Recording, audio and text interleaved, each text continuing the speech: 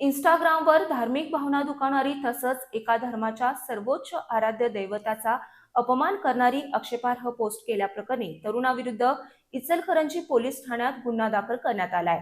सूरज शिवाजी पाटील, राहणार चरण, तालुका शाहूवाडी, जिल्हा कोल्हापूर असं गुन्हा दाखल झालेल्या संशयिताचं नाव आहे। याबाबत वसीम रियाज गफारी, वय वर्षे 34, राहणार गावभाग इचलकरंजी यांनी फिर्याद दिली आहे।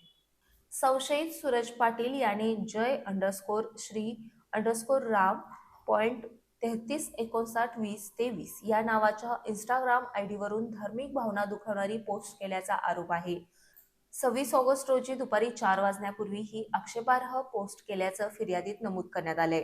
पोस्ट निदर्शनाला आल्यानंतर संबंधितांनी पोलिसांकडे धाव घेत तक्रार दाखल केली। या प्रकरणी इचलकरंजी पोलिसांनी भारतीय न्याय संहिता कलम 299 अन्वये गुन्हा दाखल केलाय। 27 ऑगस्ट रोजी पहाटे 2:37 वाजता गुन्हा दाखल करण्यात आलाय। पोलीस हवालदार कावळे यांनी गुन्हा दाखल केला असून पुढील तपास पोलीस उपनिरीक्षक चव्हाण करत आहेत।